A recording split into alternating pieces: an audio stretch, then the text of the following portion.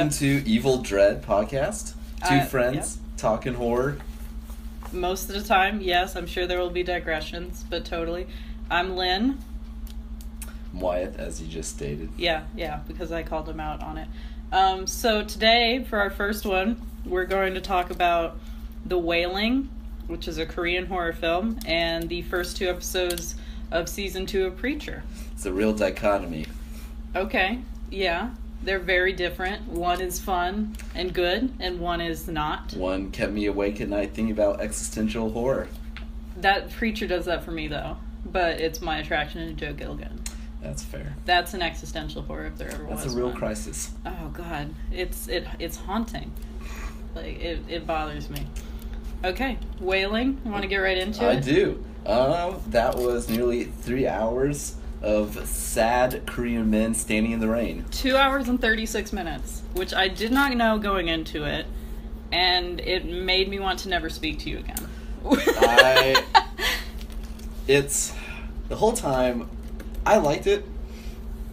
I thought it was well done. It was really well shot. It was just horrifically depressing. There were some fantastic sequences. There's a small little tracking shot in the rain early on in the film where it kind of follows the main guy down toward the first victim house. Mm-hmm. That was great.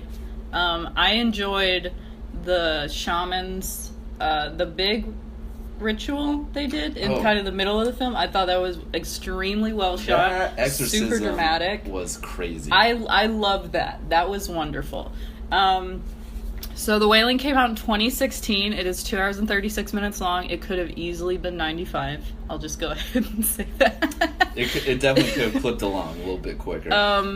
Director Na Hong Jing, who I have never heard of before, but he directed The Yellow Sea, which is a movie that I hear very good things about. Okay.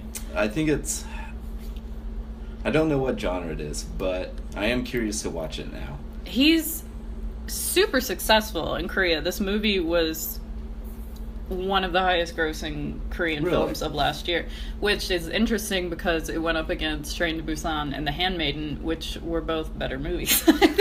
You do love The Handmaiden. The Handmaiden is probably one of my favorite films I've ever seen. Not to be confused with The Handmaiden Tale, even though it is that's a tale. not even what that's called. It's The Handmaid's Tale? It is? Yeah. Well, The Handmaiden's Tale doesn't exist, but in somewhere possibly. I mean, I have heard a lot of people confuse them, but yeah, The Handmaiden is a Park Chan-wook who directed like Old Boy, the Vengeance trilogy, Stoker, which is so underappreciated. Which is a movie that I didn't really like, but I thought was really well made. I really enjoyed Stoker. So Handmaiden, I would say that earned its 4-hour running time. It's not 4 hours long. It's very long though. Those Korean epics, sweeping epics. The pacing was better, I think. That was my biggest problem with The Wailing. I think the pacing was whack. Like my notes say His pacing hair, whack. equal whack. The way he doesn't like to smile, whack. No, the pacing was whack as hell. It was. My biggest thing is there was no sense of urgency in it. I felt like I have not seen Fear the Walking Dead, but I assume this is what Fear the Walking Dead is like because it's like leading up to something really fucked up happening. Like a very big, village-wide thing is happening. Like a few people are getting sick in this weird way, and they're becoming violent, and they're thrashing around. In The Wailing, probably also in Fear the Walking Dead. Probably, yeah. That's basically the same thing, I assume. I have only seen one.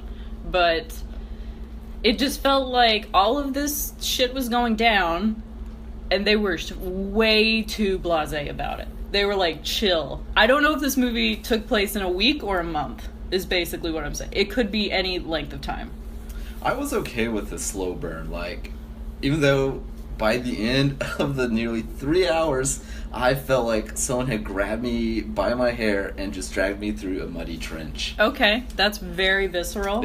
I felt it. I was texting people most of the time. I'll be real with you. I did pay attention. I was really tempted to do do something else, but I'm like, I'm going to focus on this. Bro, that's too much. I did quite a bit of laundry. Yeah. I feel like you probably missed some of that. No, nearly 3 hours. I maybe a little bit. But it was just, if this took place in a shorter amount of time where the stakes were a little bit higher, I feel like I would have cared more. Even when she became sick, so the basic premise is a South Korean police officer in like a small town, some really whack shit starts happening, and like There's people murders, possible possessions. Yes, like lots of people getting mysterious rashes and just starting to like scream obscenities and walk around in the night. It was in like the nude. It reminded me a lot of like a Supernatural 7. Like everything is wet, everything's grimy, everyone's sweating. They were not attractive people. Like this entire film. No one. Except the shaman. The shaman. I will agree. He was His uniform was on point. Small ponytail plus turtleneck plus blazer. He pulled it off. Oh my god, he was an international man of mystery. Basically, I loved him. He was fantastic. Like small town cop starts investigating all these weird crimes that are happening. And, of course, his daughter gets infected with whatever this disease is that's happening. So, basically, he believes it is a Japanese man who has come to the village recently, and everyone hates because he is Japanese. And, like, his arrival coincided with, like, all these horrible things starting to happen, and then... See, I didn't know if that was just hearsay or not. I kind of like that. It was kind of like Rashomon. Like, everyone had a different story, and you couldn't tell, like, for the first half of the movie. So a solid hour and a half where you're like, who's telling the correct story? Yeah, I still don't know who's telling the correct story. I looked to, I went to the gray or black markets of the internet. Fuck off. I went to Reddit, and I read some commentary, and I think I have some... You think you solved it? Kind of. I think I have a better knowledge because it really went off the rails like last 30 minutes. Oh my god, it was nonsense. But the thing is, like, they set it up like, oh, this Japanese guy is responsible for everything. He, like, lives in the woods. He doesn't really bother anybody. But everyone has these weird stories about him, like, eating animals and, like, harassing them and maybe raping a woman. And then she went crazy. So I assumed, like, oh, this is going to be a lesson about xenophobia. That's what I was expecting. But no, it was just xenophobia. Yeah. I was like, they're going to judge this Japanese man by his nationality, and they're going to say he's evil, when in reality, it's probably someone in the village who, like, harbors ill will or, like, is a, witch or something. And No, the red herring was the red herring. There was like, again, the last 30 minutes, it was a fish market of red herring for me. It was nonsensical. I still, like, the shaman comes in, solid 50-minute mark. And I'm like, okay, this should have happened at minute 20, but okay. And then I realized the length of it, and I wanted to kill myself. The whole, there was a whole, like, Catholic tangent too. Yeah. That did nothing.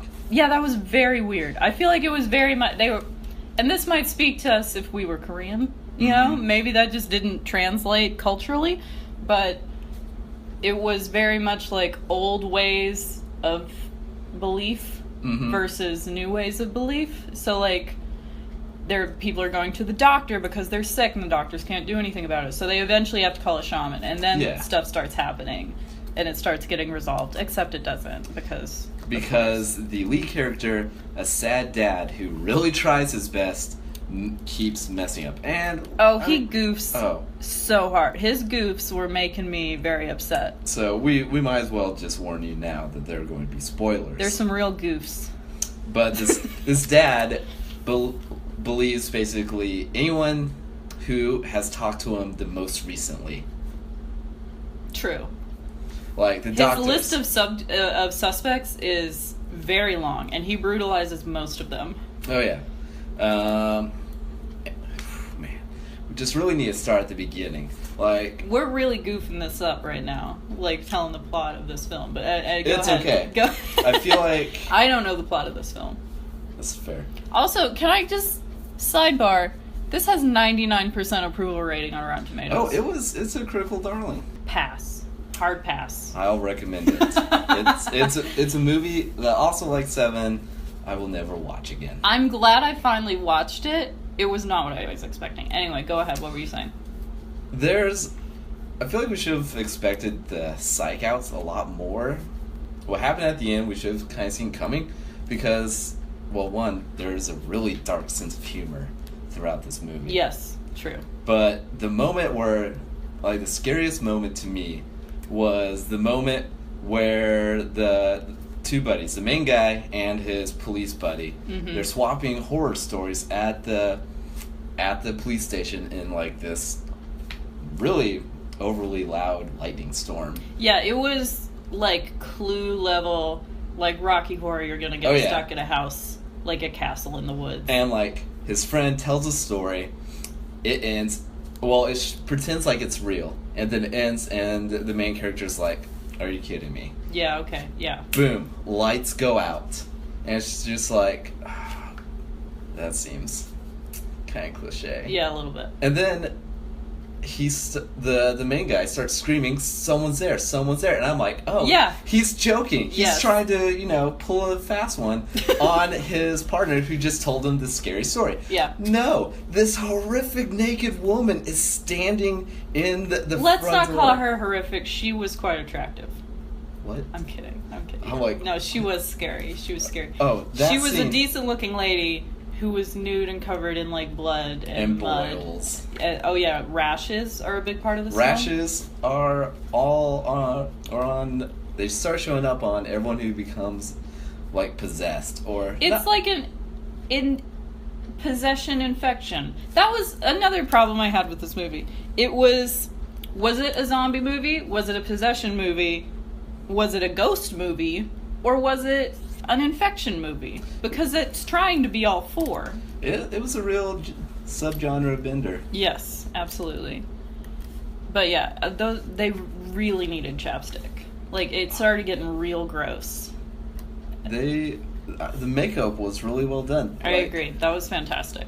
Again, with the subgenres, the zombie attack, like, later on. That felt so out of place to me. Really? Yes. That felt natural. Go ahead. What were you saying? Well, are you just going to describe the zombie attack? Yes. Okay, go ahead. It was all of a sudden, like, the last maybe quarter of the movie before things really go off the rails, a zombie shows up, and it was just really gross. I was very surprised by it. Yes, I assumed it would be possession zombies similar to Evil Dead. When I started, I was like, that's what's going to happen. They're going to get possessed by whatever force is in this village, and then they're going to start murdering people, like, kind of the crazies, kind of thing. Or if it was an infection is what it seemed like, 28 Days Later-esque, whatever. It was like both and neither of those things. It reminded me a lot of the Rex series. But they are not zombies until one of them is resurrected by the scary Japanese guy, who turns out he's like he turns a out demon. to be a traditional folklore, full on horns, scaly fingers, red-eyed demon. Yeah, he looks like something out of, like, Japanese folklore, which I assume he is.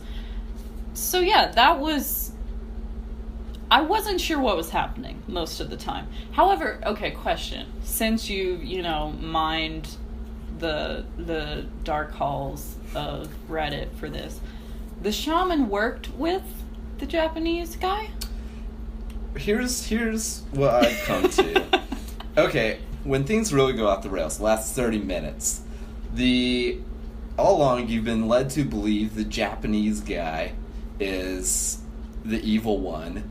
Granted, they found a house full of, like, animal sacrifices and victims, or photos of the victims. Like Polaroids of the victims. Yeah. Which were really cool and creepy. I really liked that. It was it was like the dirtiest set I've ever seen. Oh, it was so gross. Also, when they get possessed, they make nests. That was a really cool detail. I like that. It was very weird. Go ahead. But anyway, so throughout the movie, there's been this mysterious lady in white, kind of like on the outskirts of all the happenings. I loved her. I liked her a lot. She was fantastic. So at the end, the shaman runs back to the main guy's house where The shaman's a babe. Also, Really? We've established that he dresses well, but he's also a babe. he was good looking. Even when he has chicken blood all over his face. Oh yeah, and spewing that blood everywhere on swords and dancing it up. Yeah, just spitting blood on swords. I recommend at least watching the exorcism scene on YouTube. That was some fantastic. Like the editing in that was fantastic. Oh yeah, it cut me to. Well, anyway, we're sidetracking. The ending. Get to it. So the shaman races over to the sick daughter's house, and he's walking up when his nose starts to bleed. It was drag me to hell level nosebleed. It's like within seconds it was spewing, and then he starts spewing white stuff out of his mouth. He's vomiting like nothing ever. Like it reminded me of Possession. Yeah. Like 1981's Possession. That was the only thing I'd seen like that, and it was uncomfortable. It was the worst. It was the worst looking like nosebleed vomit scene I've seen in a while. It was really gross. So the lady in white sees him and does this to him. And tells him, go away. Yeah, so we're like, obviously, she's the person behind it. Mm-hmm. Or she's working with the Japanese guy. But, like, it has been established in our minds that the shaman is a good guy. Yeah. So I'm like, well, this lady obviously wishes ill The will. big bad. The big bad reveal. Mm-hmm. And so the shaman drives off, speeds away with all his, like, Buddha statues and candles. Yeah. And while driving to Seoul, gets attacked by a swarm of moths. Like, he veers his car off and, like, he's, like, runs out of his car screaming. It's like zero visibility due to moth. Yeah. It's It was horrifying. nasty. And it turns out that was just a mirage. Yeah, it was all in his head. And so then he frantically starts calling the main guy to say it's the lady in white this whole time. Yeah. Turns out, no!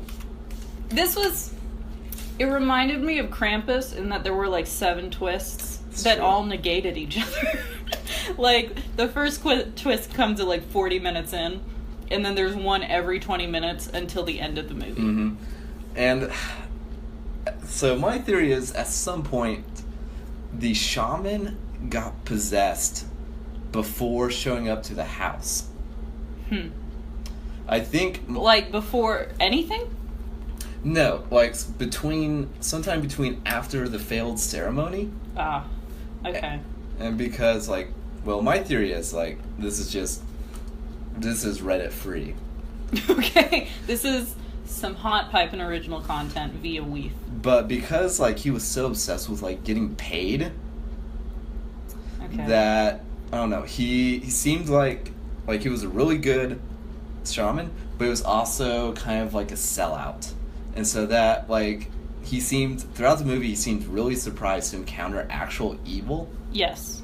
So I think he may have been, just because he had never been tested like this before, he succumbed at some point to the power of this evil demon. I mean, that's a great theory. I wish it was in the movie. Yeah. You know? Like, I wish that was an established detail in the film. Because that would have made sense, and it would have made a lot more sense than what actually happened, because at the very end, the shaman comes back, the family is killed, the little girl kills the entire family, it's horrific, and the shaman starts taking Polaroids. Which is, the habit of the demon. Yes. So he's obviously linked to the demon in, like, the final moments of the film. I think he's fully the demon. Oh, he's like another form of the demon? Like, the demon is body hopping. Gross. Okay.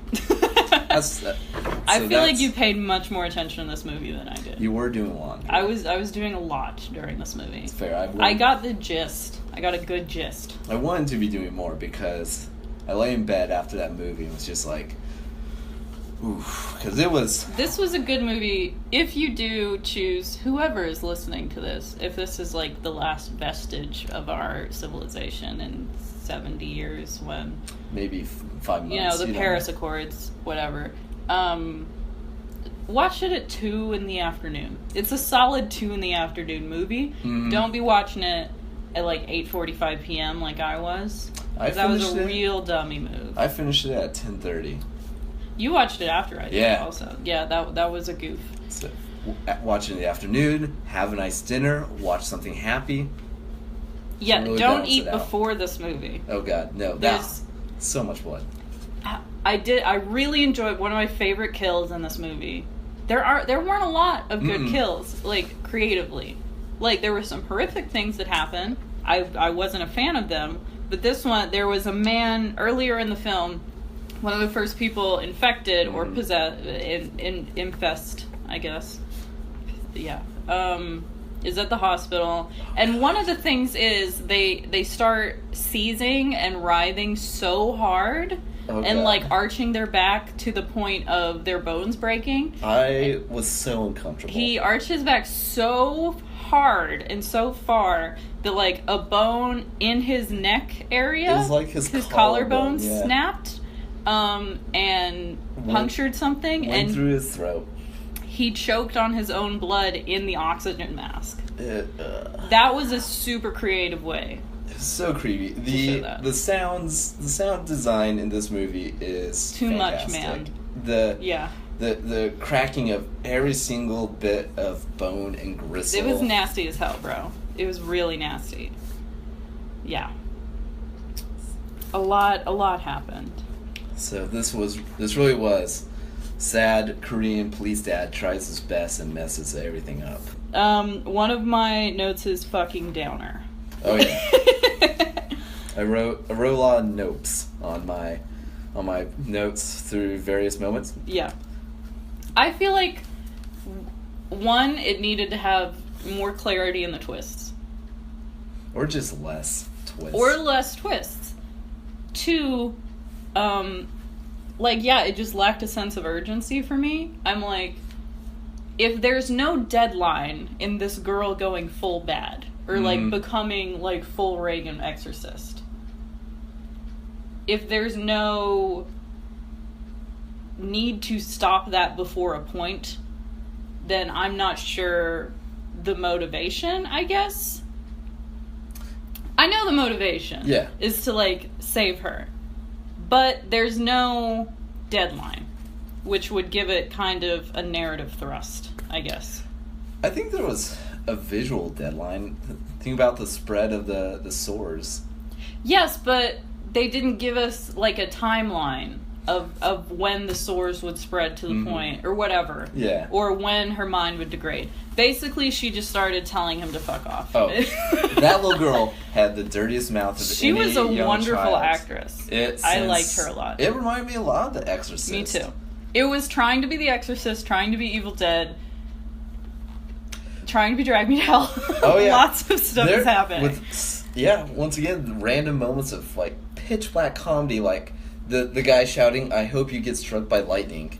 And then he gets struck by lightning. Yeah. That was great. I still don't know who that man was. He was the one who was telling all the tall tales or whatever. He was the one who, the main guy. Mm-hmm. His police friend who told him the story during the rain, thunderstorm. The lightning strike guy was the one who first told him that story. Yes. Okay. As you can tell, this is a very complicated movie. It's a pretty sprawling cast of characters across the 3 hours. I don't really know any of their names. Like, I'm going all by faces on this. Mm-hmm. So basically, watch it if you're not opposed to a super slow burn and you have like a good chunk of time to devote to thinking over this film. Watch it for the shaman. The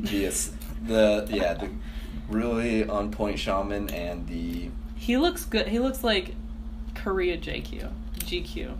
Fuck. What? JQ? Yeah. Jake Gyllenhaal? Yeah. Yes. He looks very good. He does. And he does some sweet moves. Going back to the exorcism scene, that was...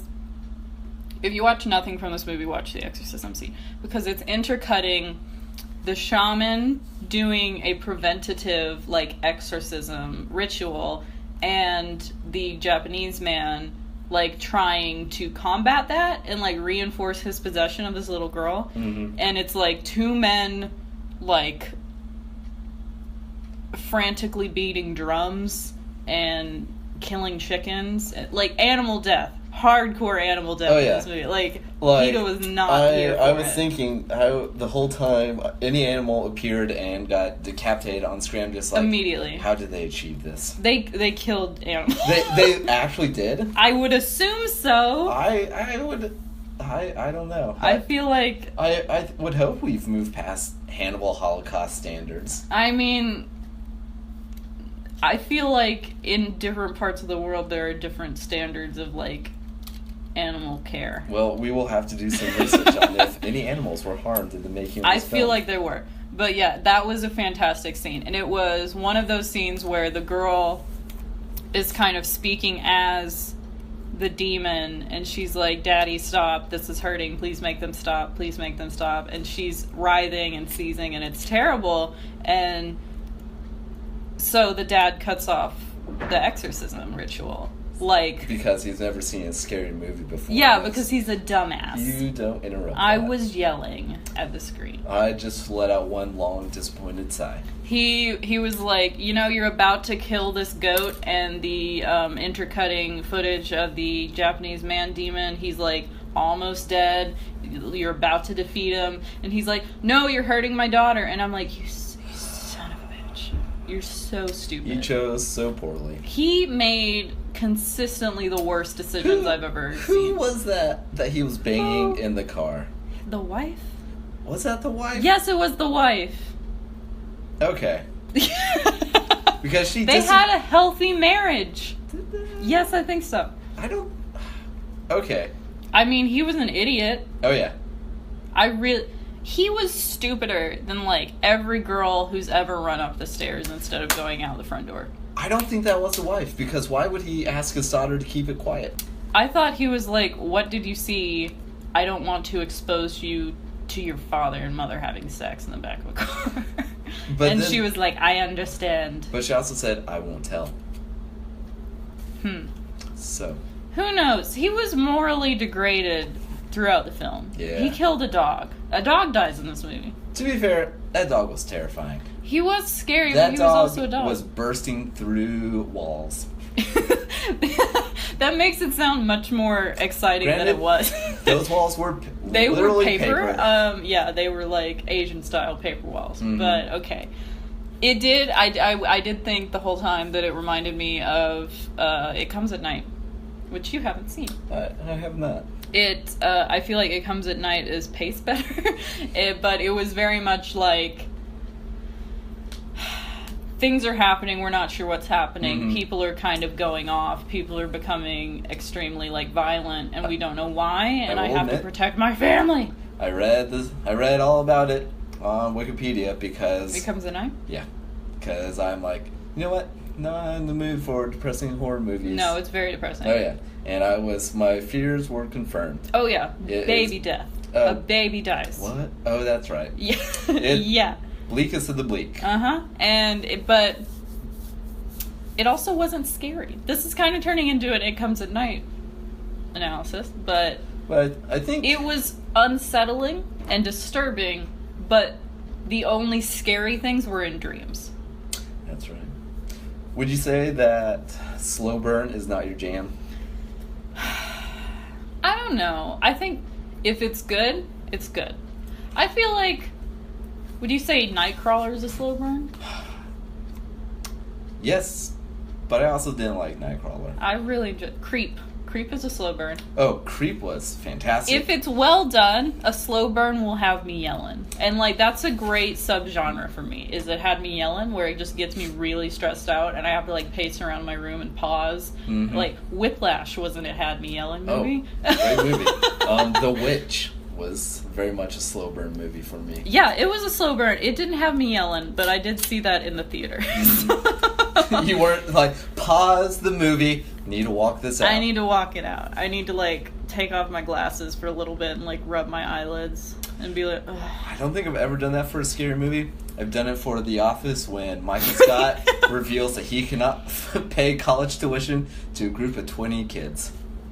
Had to pause that one. Wow. I mean, The Office can be horrific. Michael Scott did some very embarrassing things. Yeah. I mean, secondhand embarrassment and just like extreme stress I can go through hand in hand. Yeah, I can do horror. I can go straight through it, but secondhand anxiety and embarrassment. Yeah, that's difficult for me as well. Mm-hmm. So, final thoughts on the Wailing? Like final thoughts, like Barry Springer. I would recommend it. It's definitely, if you like Asian cinema, if you like really well shot cinema, if you like a movie that bends a lot of expectations, I would recommend it. I'm gonna like get as close to the recorder as I can and like put my lips on it and say Full on no there. thank you. That's a hard no. I would not recommend this movie. I would watch Train to Busan instead. Which is a vastly different movie. Very different, but I think superior. In terms of being scary, in terms of being a extremely straightforward story. Like, you get the same father-daughter pathos. Mm-hmm. You get the same, like, I'm gonna do anything to, like, save my daughter from these zombie/ghost/possession. Train to Busan is one of two movies I've only ever really just sweated while watching. Oh, it was, like, it's a two-shirter. Oh, the pits were real that day. It was... And we almost watched The Wailing after Train to Busan that night. Can you imagine? We were going to watch The Wailing and Train to Busan back to back and have a pretentious Korean horror movie evening because, like, that's just what we do here. But we were so stressed out after Train to Busan and so, like, emotionally drained and extremely exhausted that we were like, we'll watch The Wailing another time. Yeah. But I would watch Train to Busan again. Wailing, absolutely. Not so much. Yes. Also, the guy in Train to Busan, I'm not sure his name. I assume it is a Korean name. The dad? Yes. The father in Train to Busan is in a Korean drama that my friend showed me called Goblin. Does it have goblins? He plays a goblin who, apparently in Korea, a goblin is like someone who has been cursed with immortality. So he that like does sound like a curse. He like betrayed a prince in like medieval time or dynasty times and was cursed with being an immortal goblin, and his roommate is the Grim Reaper. Sounds like a real buddy movie. It's super cute, and they have to navigate dating. Okay, that sounds amazing. It's adorable. I would watch that. It's not even a movie, it's a series. What? It's an extremely long, like, romantic series, and everyone wears turtlenecks and, like, has beautiful, like, lip tint. Turtlenecks. Big thing in Korea. Yeah. Oh my god, apparently. Yeah, the Grim Reaper always wears, like, black suits. And That he's sounds very, about right. he has a lot of social anxiety. What? So I feel a kinship to him. Same.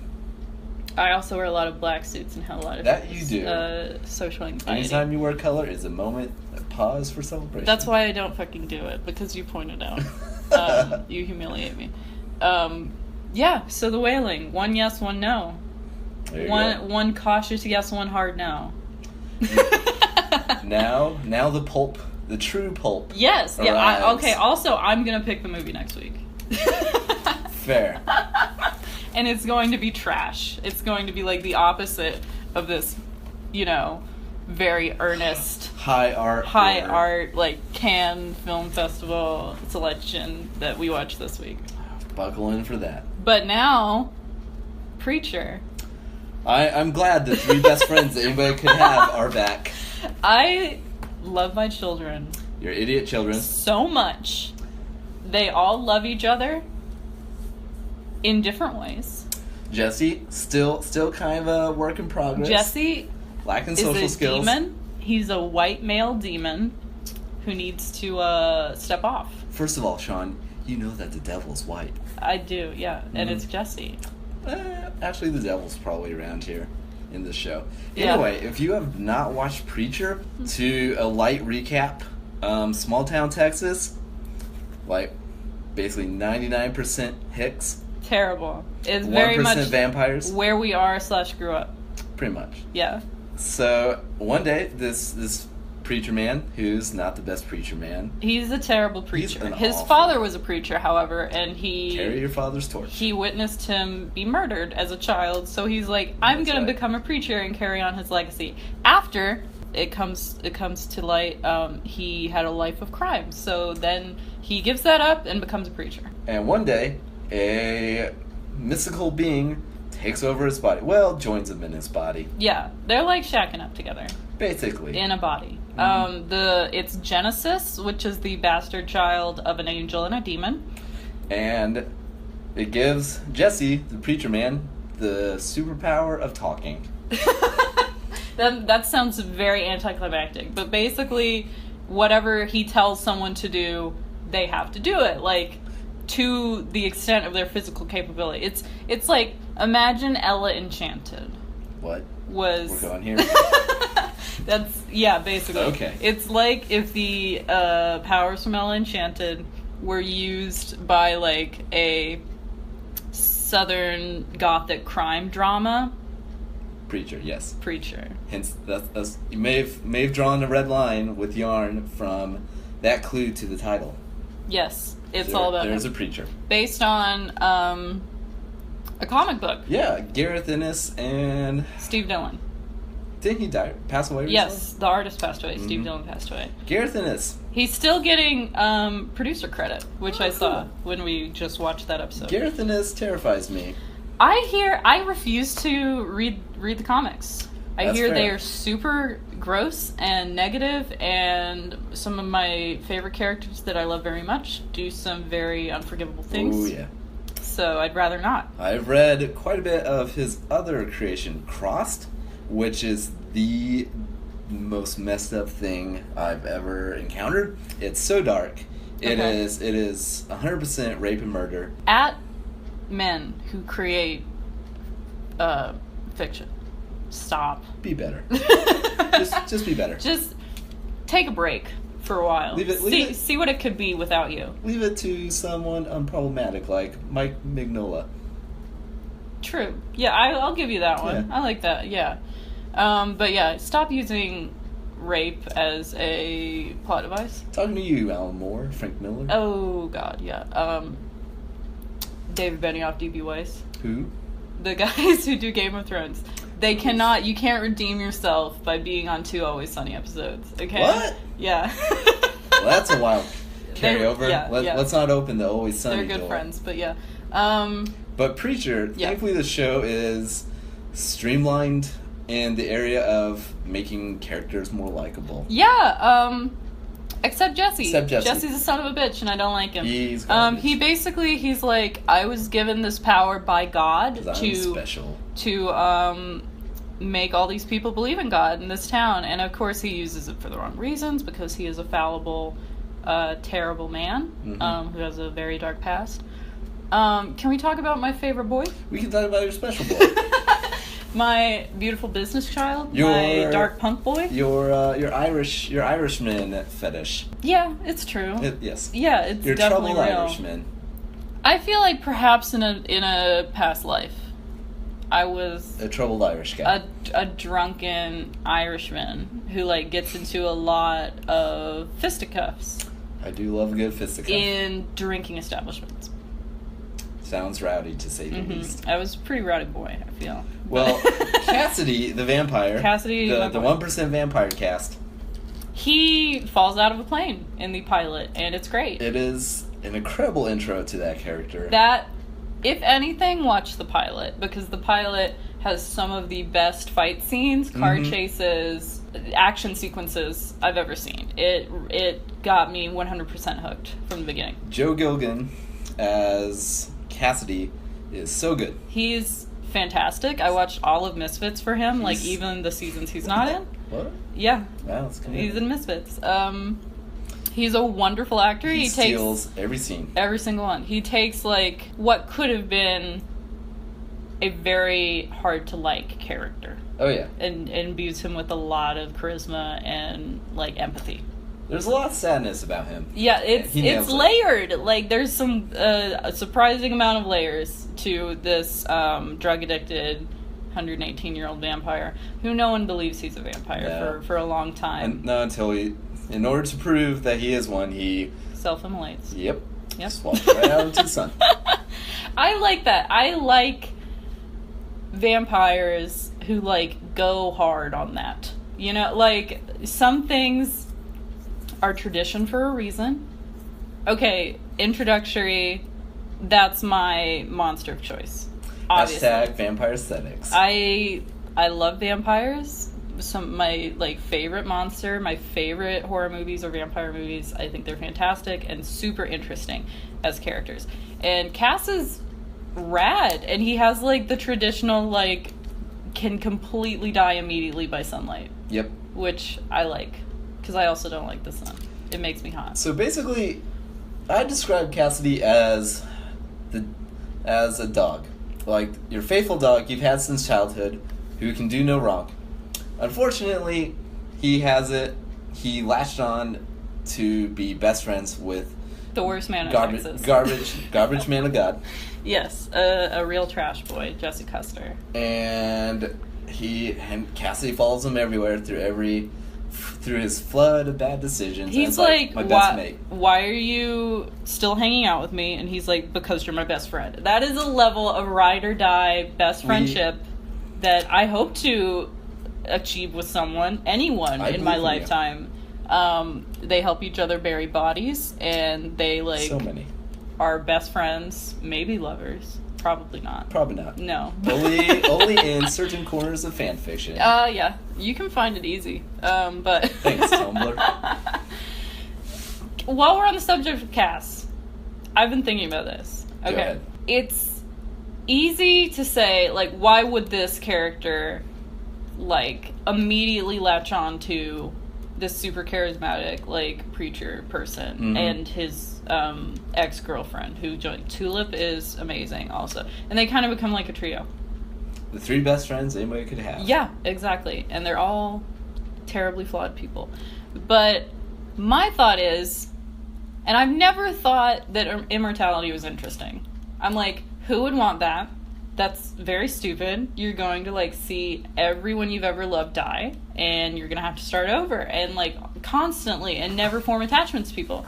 But I was thinking about it, and I'm like, you would have time for everything.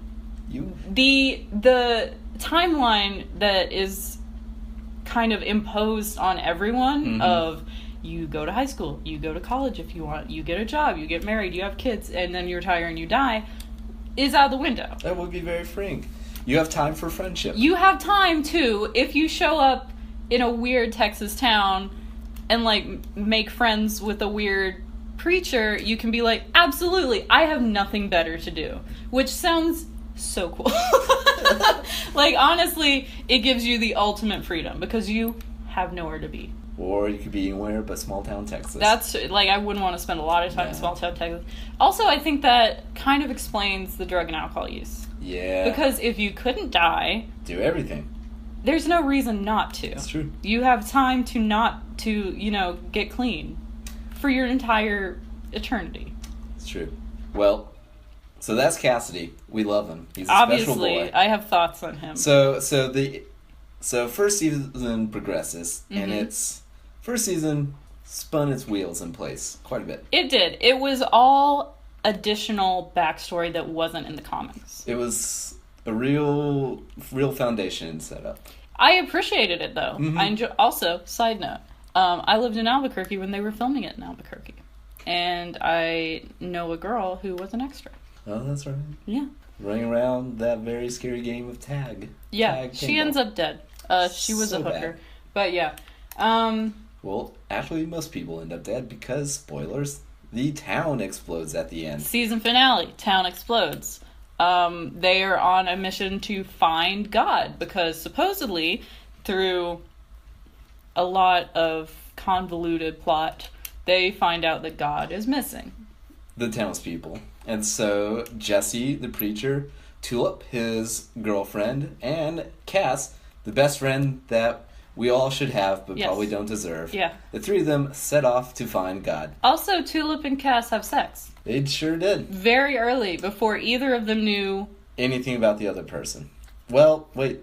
Tulip knew he was a vampire, right? Because her introduction to him was shoving him out a window and of a brothel and like shoving a piece of glass in his neck. Mm-hmm. And it was rad. Yeah. I loved it. And he survived, and that's when she found out. Yeah. About the fangs. Mm-hmm. And she was like extremely accepting to the point of like basically she fucked him like immediately. Oh yeah. But honestly, not an unrealistic choice. In the show, so many awful things happen to great comedic effect.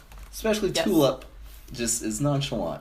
I love her to death. She is tiny. She's played by Ruth Negga, who was nominated for an Oscar. That's right. She is like 5'0". I would marry her. Same. I love her to death, and Cass also loves her to death. He loves her so much, and she deserves him more than Jesse. So yeah, so we're going into season 2 with like a road trip. A road trip to find God. We got a sweet love triangle going on that only 2 people in the triangle know about. Well, I wouldn't call it sweet. Usually just... I think it's very sweet. Cass is very sweet, okay? Yes, there are sweet corners of the triangle. He's a sweet corner. The season 2 opens with "Come on, Irene." Eileen, holy shit. Irene? Dude! It's Eileen. Well, come on, Eileen. We should. That's the one thing we should have talked about before recording. I knew that's what happened. Eileen. Come on, Eileen is opening. You're older than me. You should know "Come on, Eileen" more so than I should. Okay, that's true. Anyway, "Come on, Eileen" is playing during an amazing chase. Loved it. So good. And then the season also feels very much like a Western version of It Follows. Yeah, absolutely. It's definitely taken from It Follows, which one of our faves around here. A true fave. So the Saint of Killers, which is he resided in hell and he is the greatest killer of all time. One of the dwarves from The Hobbit. Okay. That's a fun fact for you. I didn't know that. For all 5 of you, including me, who liked those movies. Okay. So, this guy, he is like a cowboy, Saint of Killers. He's the best killer. And he's following Jesse on foot. 2 angels hired him to kill Jesse. Just slowly walking through the South. Yeah, just cooling. Blowing holes in people. Oh yeah, indiscriminately, his nonchalantly. Revolvers are basically cannons. They are so powerful, like fist-sized holes appear in people. I know later in the comics. Well, I don't know if they're going to do this in the show, but I hope they ignore the comics. Personally, but I know there's a scene in the comics where he goes up against tanks and wins. Chill. Yeah, that's cool. I hope that scene. I like that a lot. Okay. Well, he's basically bulletproof, and Jesse cannot use his power on him because he sees him approaching, and Jesse's like, stop. His +5 to gravitas. Yes. It doesn't work. So basically, every time he uses his power, this guy knows about it, and he knows where he is. So it's, for the second Lord of the Rings reference in the past 5 minutes. It's a real Frodo puts on the ring. Frodo puts on the ring. Ring race show up. He can't be... That was referenced in the show. Yep. Cass said he was a Nazgul. Idea 1, he's a Terminator. Yeah. Idea 2, Terminator 2. He is basically a Terminator. So yeah, some interesting things kicking it off. Siphoning gas with an intestine. Oh, that was a fantastic use of human resources. Loved it. This show is basically everything I love. It's very dark, very black humor. It's super funny. Character development, fantastic. There's some real sadness to this season too. Yeah. Like where well, first of all, Jess is miles ahead of better person than he was in season 1. Yeah, he became better after, still kind of killing garbage. Quite a few people. Yeah. But the scene, was that his brother? The Reverend or whoever? No, I think that was just a family friend. A family friend. They had that conversation outside underneath the Texas stars, and they're like... Set the scene for us. Wyatt's a poet. Well, yes. And they have that scene, and they just talk about, well, God has felt like he's been gone for a while. It's just like, that was really poignant to me. I like that they actually talked about some deep things. There's a lot of heart. Yeah, there is. There's very much like my favorite part of last season. There was a very sweet organist named Emily. She was so sweet, so kind. She was a widow and had like 5 kids, and she kind of had a thing for Jesse. And I'm like, girl, you're better than that. But at the end, basically everyone in town is told they're going to meet God on Sunday. Mm-hmm. So everyone in town is there, and they are told that God is missing. Which, also, side note, someone asked the guy pretending to be God what happened to the dinosaurs, and he didn't address that. Wyatt likes dinosaurs. That's a real also. shortcoming of the show. So there's a scene after that where basically this entire town, which is very faith-based, as Texas small towns, even though they're terrible, you know, they use it hypocritically. Emily's having to explain to her children that God is God, and she says something to the effect of, but that doesn't mean we're going to stop being good people, because I'm going to let you in on a secret. We've never needed God to be good people. I did like that scene. Oh my God, that kicked my ass. That was a real sad scene, because 5 seconds later, they blew up.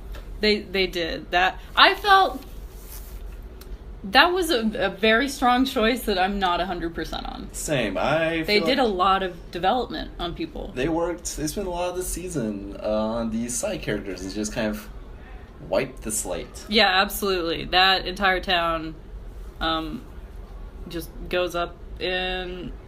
basically a small, like, not nuclear... There wasn't much. It was a methane explosion. It was the whole town's on a methane pocket. Mm-hmm. So yeah, to a very slow piano cover of Blind Melon's "No Rain." That's right. The music choices are fantastic. Oh, so good. "You're So Vain" during a car chase. Our introduction to Tulip. Fantastic. Tulip's entrance is fantastic. Mm-hmm. It showed that she was fantastic with kids, with the immortal line, like, hey kids, let's make a rocket launcher. The immortal line or immoral? I think it's immortal. I think that line will live on. Shut up. Maybe okay. it's Immortan. Way to cover Immortan, a real Immortan Joe line. I get it, yeah. Mm-hmm. Yes. But yeah, it's basically 3 fantastic characters on a road trip together.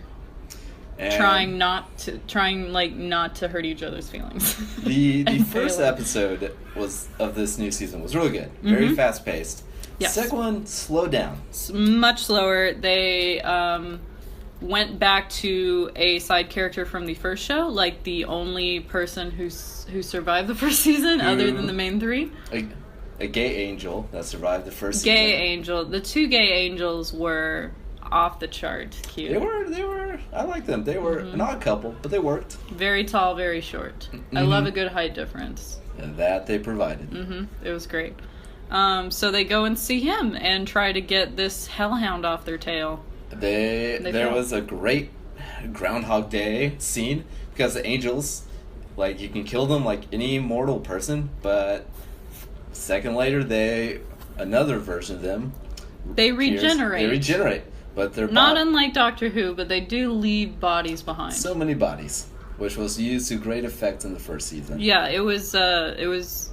That's a good example of the kind of humor. Is just like, we're gonna try and kill these people in the best way possible, but they always come back.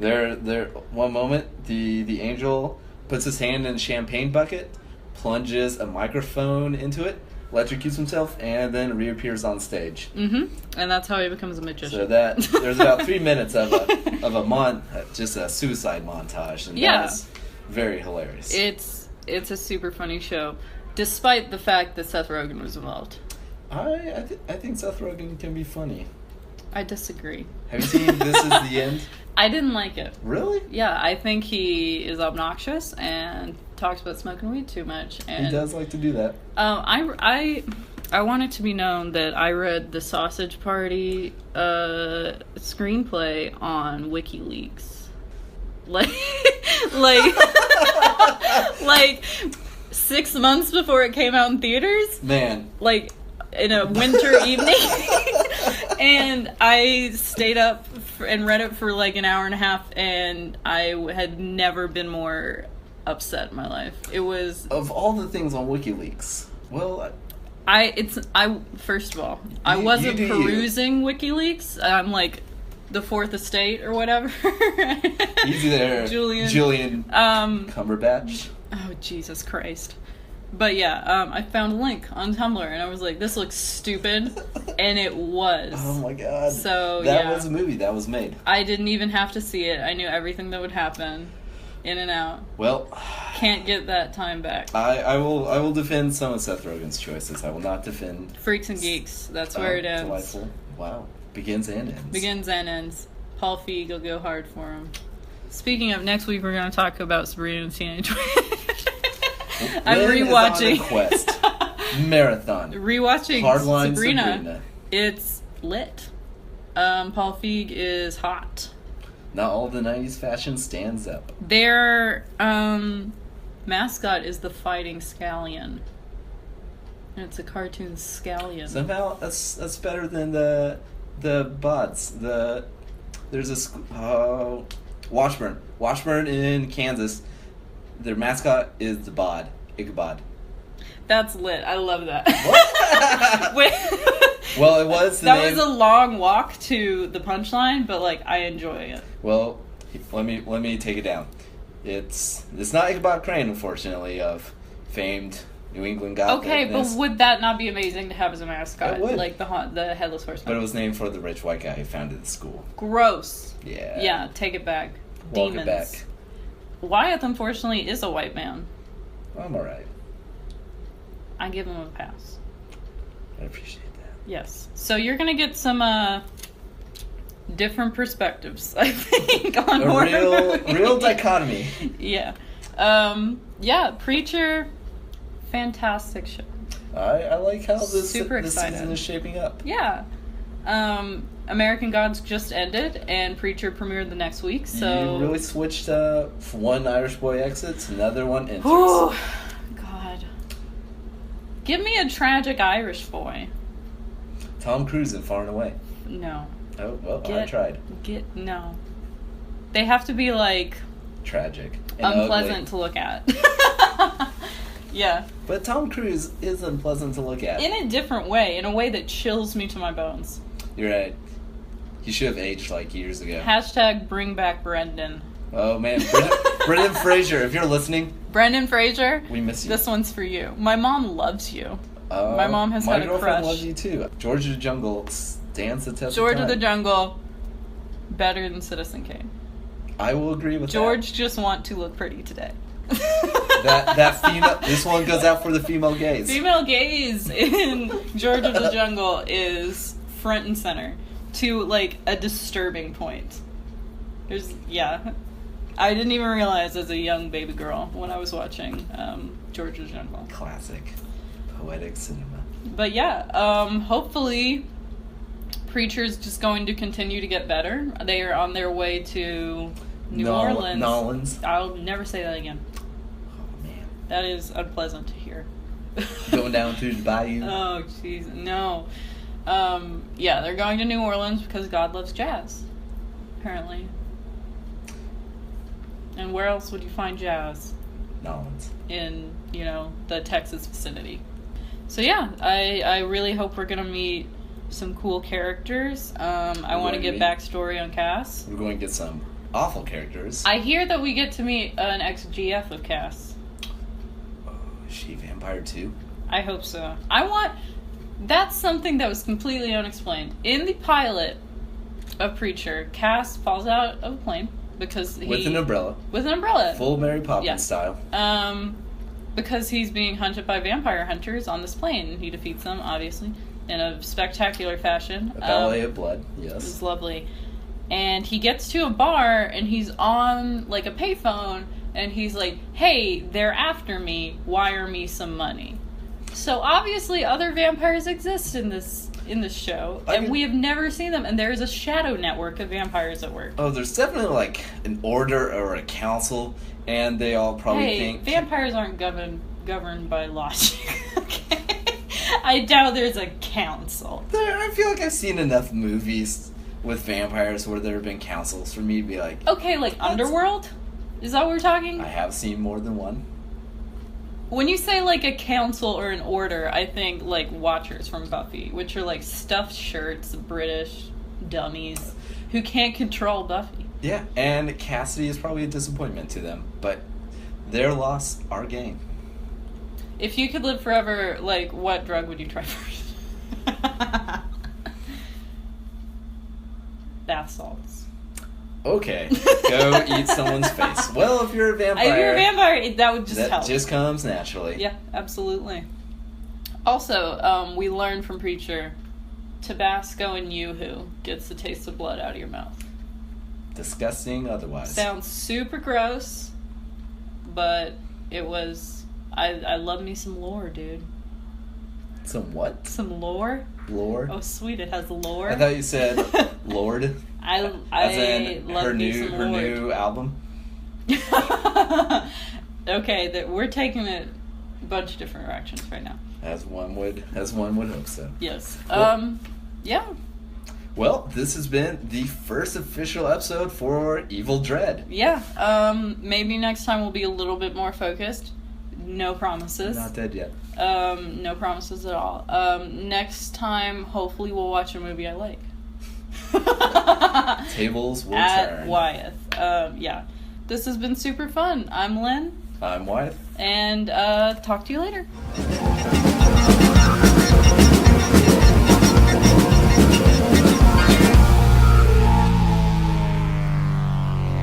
He behaved like a man demented, obsessed, utterly lost.